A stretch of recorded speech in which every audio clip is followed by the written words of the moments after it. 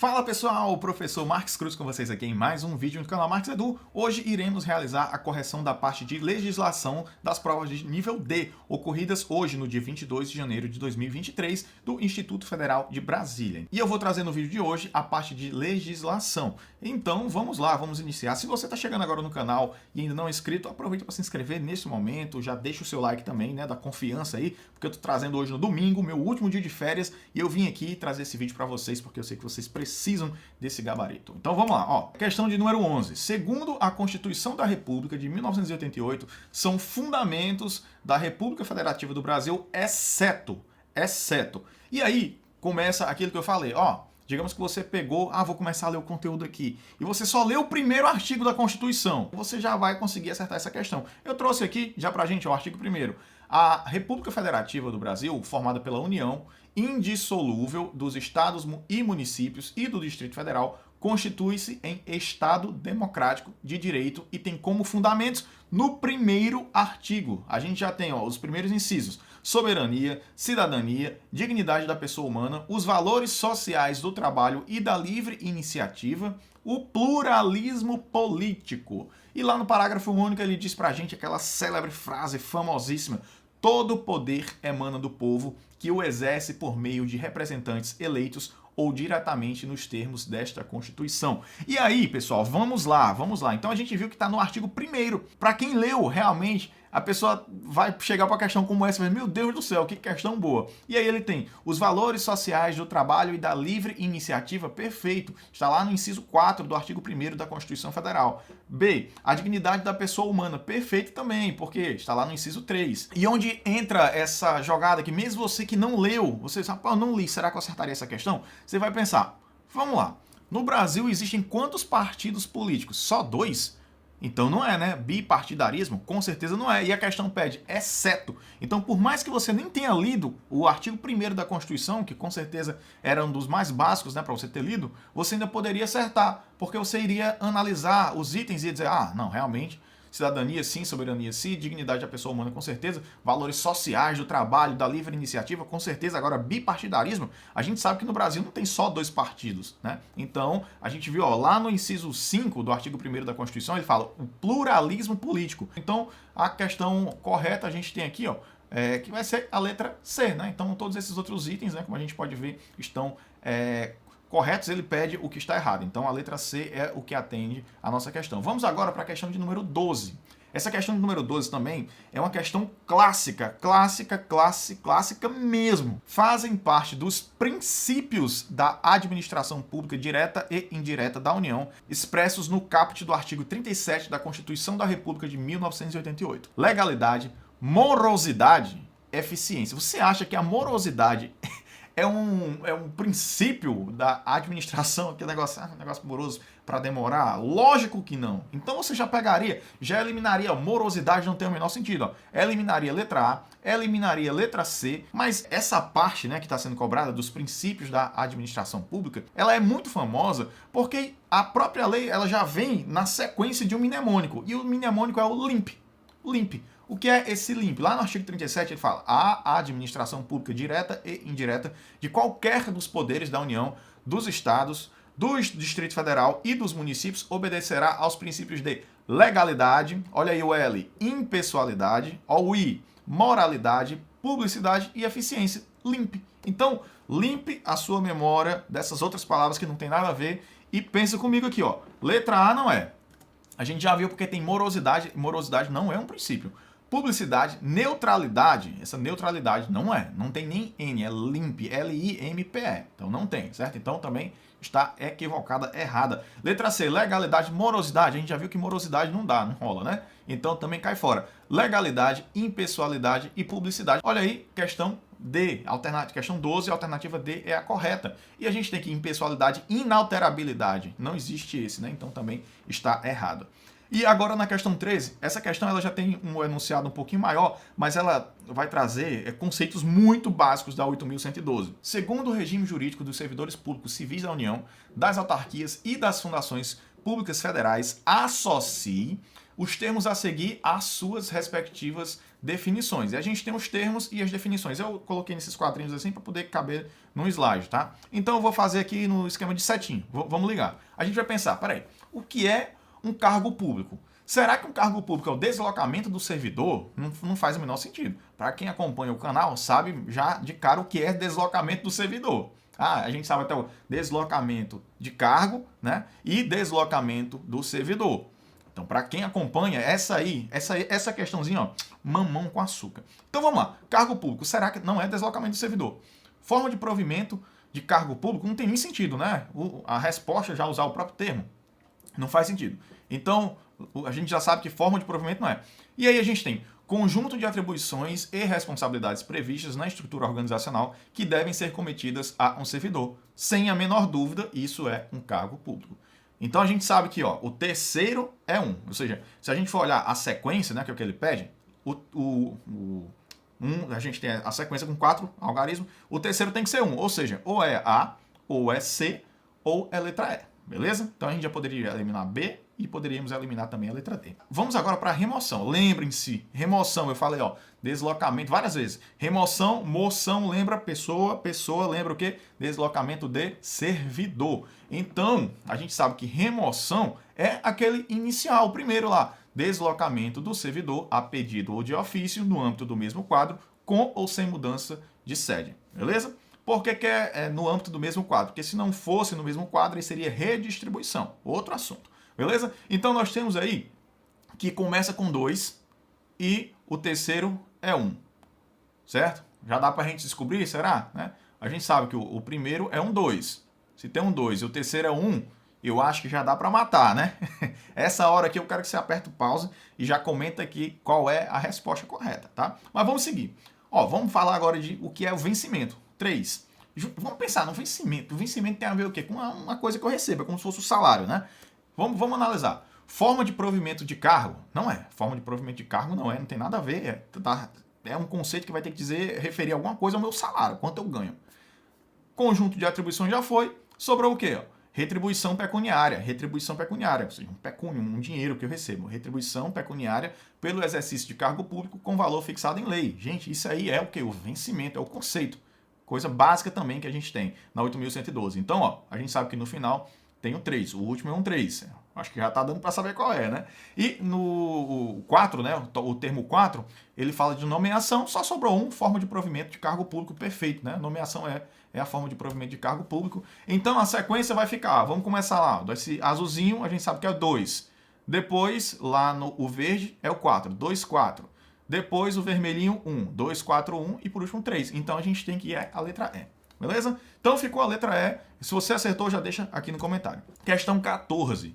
Para efeitos da lei que dispõe sobre o regime jurídico dos servidores públicos civis da União e autarquias, autarquias federais, servidor é a pessoa legalmente investida em... Pessoal, essa questão aqui é a questão muito fácil, muito. Para quem está acompanhando aqui o canal, para quem já leu minimamente a lei, servidor é a pessoa legalmente investida em cargo público, artigo 2 da lei 8.112. Essa questão aqui, ó, mamão com açúcar. Fiz live aqui no canal recentemente, uma live de 2 horas e quase 3, e eu falei sobre tudo isso, abri a lei, respondi inúmeras questões, acho que quase 60 questões, né, se eu não estou enganado, foi perto disso aí. Então, lá eu falei sobre isso, então a gente sabe, ó, para os efeitos desta lei da 8.112, servidor é a pessoa legalmente investida em cargo público. Então a gente já sabe que aqui é a letra A. Não vou nem perder meu tempo analisando o resto. Ocupante de função temporária, aprovação em estágio probatório, prestadora de serviços público aprovada em concurso público homologado. Não, servidor só aprovado concurso homologado ainda não é servidor, só é depois de assinar o termo de posse, beleza? Então vamos lá, questão 15. Segundo o Código de Ética Profissional do Servidor Público Civil do Poder Executivo Federal, são primados maiores que devem nortear o servidor público. Gente, também tem o vídeo completo aqui do decreto 1171, que é o Código de Ética do Servidor Público Federal, do Serviço, esse negócio todinho aí. Então, ele fala dos primados maiores. Vamos analisar, né? Primados maiores, ou seja, aquelas coisas que a pessoa deve primar, assim, que deve ter um zelo, deve colocar em primeiro lugar. Aí você vai olhar. Negligência? Pelo amor de Deus, negligência, o cara, um primado maior, a negligência? Não faz sentido. Despudor, né? Ardileza, dignidade, decoro, dignidade, decoro, eficácia, faz muito sentido. Por mais que você não tenha lido, né? Mas até você, ardileza não tem sentido. Decoro, incúria. Incúria. Zelo, incúria, ardileza, não tem sentido. Gente, essa questão aqui é uma questão muito boa também, tá? Porque dá para você, por mais que não tenha lido o decreto, dá para você analisar os itens e você chegar à resposta. Mas eu vou colocar aqui para você a referência lá no capítulo 1, seção 1, que trata lá do decreto 1171 das regras deontológicas. A dignidade, o decoro, o zelo, a eficácia e a consciência dos princípios morais são primados maiores que devem nortear o servidor público. Então, gente, ó, não é negligência, decoro e indignidade, ou seja, é erradíssima. Dignidade, despudor e ardileza também não. Dignidade, decoro e eficácia, com certeza. Dignidade, decoro, zelo, eficácia. Então, é isso mesmo, né? Letra C é a alternativa correta. Então, para quem acertou já, parabéns para essa aí. Acompanha o canal, assistiu o vídeo, gente. Essa aí é tira e queda, essa questão certíssima. Decoro, incúria, não é esse incúria, não, a gente não tem esse termo. E da mesma forma, lá, incúria e ardileza também não existe isso lá no decreto 1171. Vamos lá, essa questão aqui também, meu Deus, gente, essa questão para quem assistiu ao vídeo, não precisa nem ter lido, só assistir o vídeo. Você vai bater o olho aqui, você já sabe o que é. Por quê? Vamos ler. Ó, de acordo com o decreto 1171, que dispõe sobre o Código de Ética do Profissional do Servidor Público Civil do Poder Executivo Federal, a pena aplicável ao servidor público pela Comissão de Ética gente, a pena é a censura e acabou-se. A pena é a censura. Então, você chegou aqui, multa, censura, demissão, exoneração, afastamento, não. Comissão de Ética só pode censurar, ela não pode mais dar multa, não pode fazer nada. É a única coisa que ela pode fazer. Então, eu vou até colocar aqui a referência para vocês, o capítulo 2, que trata das comissões de ética. Lá no inciso 22, a pena aplicável ao servidor público pela comissão de ética é a censura. E sua fundamentação constará ao respectivo parecer, assinado por todos os seus integrantes, consciência do faltoso. Então, a pena é isso, a pena é a censura. Então, a gente já sabe que não é multa, a gente já pode cancelar aqui, né? Dizer, multa eu sei que não tem sentido. Código de ética, né? A comissão de ética não vai aplicar multa. Censura? Com certeza. Essa aí é a nossa resposta correta. Demissão não é, exoneração também não e afastamento remunerado também não, né? Tá? Então, questão 17, já estamos caminhando aqui para a reta final. É um vídeo rapidinho aqui com vocês. Segundo a Lei 9.784, que regula o processo administrativo no âmbito da Administração Pública Federal, terão prioridade de tramitação de processo administrativo que figurem como interessados homens e mulheres respectivamente com idades igual ou superiores. A gente 65, 60, 60, 55, 55, 50, 60 e 60, né? A gente fez duas idades iguais, 60 e 65. Vamos lá. Quando a gente vai lá na Lei 9.784, de 99, a gente vai ver uma coisa bem interessante, que basicamente é assim, gente, quem é que tem prioridade na tramitação? São as pessoas idosas, considerado idoso a partir de 60 anos. E lá na lei, ele não diferencia, não há distinção entre homem e mulher. Então, basicamente, eu trouxe aqui a referência para vocês, artigo 69A. Terão prioridade na tramitação em qualquer órgão ou instância os procedimentos administrativos em que figure como parte ou interessado, pessoa com idade igual ou superior a 60 anos. Ou seja, não trata aqui homem maior de tantos anos, mulher, não fala. Ele fala de pessoa com idade igual ou superior a 60 anos. Ou seja, e a questão, ela tenta fazer essa distinção. Homem e mulher. A lei não faz. Então a gente sabe que tem que ser iguais. Se tem que ser iguais, o único que tem é a letra D. Pronto, já começa aí. Se você não lembrasse a idade, eu sei que é igual, mas não lembra a idade. Por essa questão aí, pelas alternativas, você já mataria. Letra D, só pode ser a D. E a gente acabou de ver no inciso 1 que fala 60, letra D, 60 e 60. E a questão fala homem e mulher, portanto, nós já sabemos aqui que é letra D a resposta correta. E vamos para frente, questão 18. De acordo com a Lei 11.892, que institui a Rede Federal de Educação Profissional, Científica e Tecnológica, cria os Institutos Federais de Educação, Ciência e Tecnologia. Os institutos federais possuem natureza jurídica de... Gente, essa questão aqui é uma questão também, assim, eu vou dizer, tá, deliciosa. É uma questão deliciosa. Qual é... você pensa, o Instituto Federal é uma autarquia ou empresa pública, fundação privada. Essa aí, gente, pelo amor de Deus. Quem marcou fundação privada, olha, pelo amor de Deus, pega o meu vídeo lá da 11.892 e dá uma lida, dá lei a lei, acompanha lá o vídeo, porque essa é uma questão também que você não poderia errar, tá? E essa aqui, né, é uma que é para você que conhece minimamente, sabe, fundação privada não é. Você já viu alguém pagar mensalidade no Instituto Federal para fazer o ensino médio, para fazer o seu curso superior? Não existe isso, né? O técnico não existe, tá? Fundação pública, a pessoa poderia, você que é pública, né? Empresa pública, pode até, a pessoa poderia ficar até assim. Sociedade de economia mista, não, né? Não, também não é. Então, ó, lá na Lei 11.892, artigo 1º, ele fala que foi instituída o sistema, o mesmo como o enunciado fala. Basicamente ele diz o que é essa lei. E lá no parágrafo único do artigo 1º, ele vai dizer: as instituições mencionadas nos incisos 1, 2, 3, 5 do CAPT, aí falando em inglês, do CAPT, possuem natureza jurídica de autarquia. Então, as universidades federais são autarquias, os institutos federais são autarquias, beleza? Então, letra A, sem medo de errar. Letra A. Essa questão era uma questão muito fácil também, gente. Essa questão aí, para quem acompanha, quem acompanha o mundo, não estou nem falando quem leu a lei, tá? Para quem acompanha, assim, minimamente as instituições, que conhece mais ou menos. Eu sei que a universidade é uma autarquia, né? É uma autarquia, sim. Assim como o Instituto Federal também é uma autarquia. Vamos lá. Questão 19, falta só 19 a 20, aí a gente encerra o vídeo. A partir dos conceitos da Lei 11.091, essa lei ela trata da carreira, né, dos técnicos administrativos, que tem vídeo completão. Gente, essa prova, basicamente, né, eu só não tenho um vídeo completo da 9.784. Eu tenho uma live que eu resolvo algumas questões e eu resolvo sempre nessas de correção. Até hoje eu não consegui trazer ainda o vídeo completo porque é muita coisa, enfim. Então, essa lei tem um vídeo completo e tem um vídeo só de questões. De uma vez. Você diz, vou fazer o concurso. É uma obrigação, pelo menos uma vez você chega lá. Tem 50 e poucos minutos, acho que não é nem uma hora. Assistir esse vídeo aí, pelo menos na última semana, porque iria ajudar você com certeza. E aí, vamos lá. A partir dos conceitos da Lei 11.091, de 12 de janeiro de 2005, que dispõe sobre a estruturação do plano de cargos e carreiras técnicos administrativos em educação, famosos TAI, no âmbito das instituições federais de ensino vinculadas ao Ministério da Educação. Então, até quando ele coloca isso, tem que saber que vinculados ao Ministério da Educação, institutos federais e universidades federais, beleza? Associe os termos a seguir às suas respectivas definições. Obviamente, eu organizei o slide aqui para ficar mais didático para vocês, tá? Mas lá a questão tá normalzinha. Plano de carreira, padrão de vencimento, cargo e ambiente organizacional. Ó, pessoal, vamos pensar, mesmo que você não tenha lido, tá?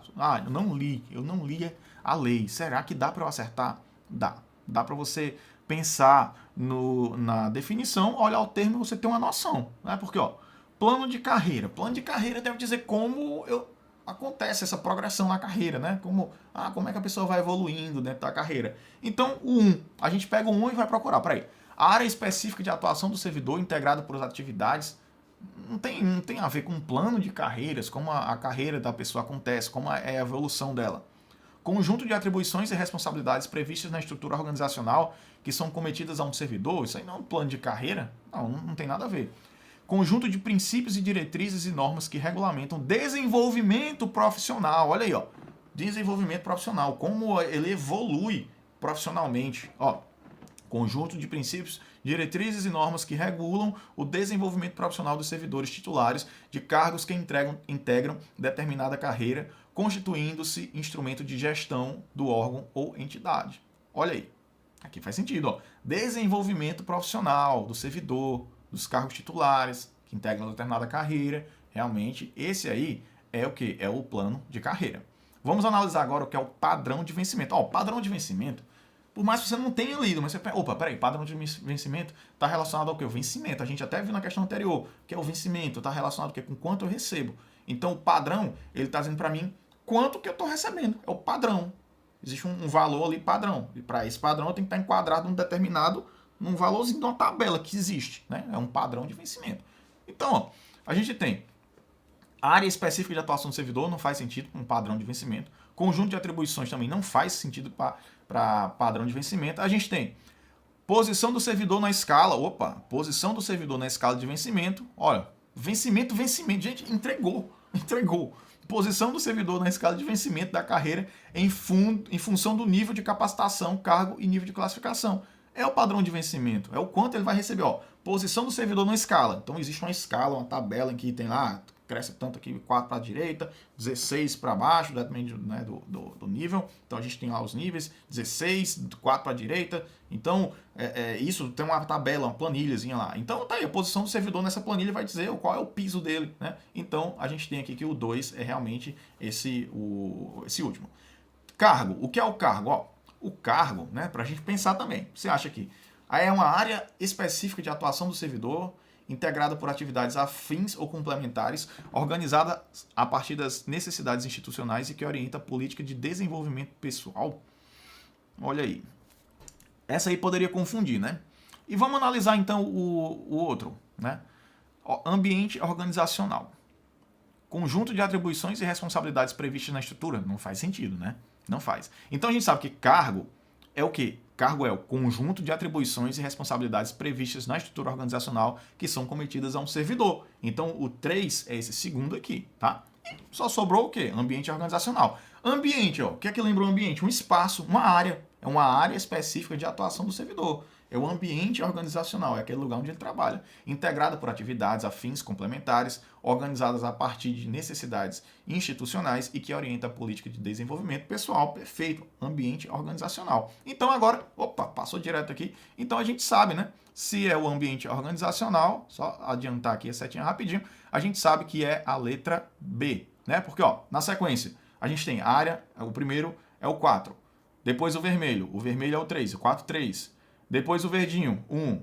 E por último, a gente tem o padrão de vencimento, que é o 2. Então ficou 4, 3, 1, 2, letra B. Vamos para frente aqui, meu teclado tá meio doido, vou até deixar ele aqui do lado, porque senão eu vou ficar adiantando as coisas aí de forma muito rápida e aí eu vou bagunçar. Questão de número 20, de acordo com a lei, a última questão agora, né, gente? De acordo com a lei 13.709, que é a LGPD, também eu não trouxe um vídeo específico sobre ela, mas eu resolvo muitas questões aqui, em várias provas que eu resolvo com vocês. E vamos pensar mais uma vez, essa é outra questão que dá para resolver sem ter lido a lei. Essa dá também. Ó, dado pessoal sobre origem racial ou étnica, convicção religiosa, opinião política, filiação a sindicato ou a organização de caráter religioso, filosófico ou político, dado referente à saúde ou à vida sexual, dado genético ou biométrico, quando vinculada a uma pessoa natural. É o conceito de. Olha aí, gente. Vamos analisar. Esse negócio que está tratando sobre esses dados de natureza bem comprometedoras, né? É o conceito de consentimento, não faz o menor sentido. É o conceito de banco de dados, não, banco de dados você deve imaginar que é um banco que armazena os dados. Dado anonimizado, você deve imaginar que é um dado que se torna anônimo, ou seja, que a pessoa não sabe de quem é. Dado pessoal sensível, com a mais plena certeza. Ó, dado pessoal sobre a origem racial, étnica, convicção religiosa, opinião política, filiação a sindicato, são dados de natureza pessoal sensível, sem a menor dúvida, sem ter lido lá a lei. Dá para você descobrir isso só pela análise da própria questão.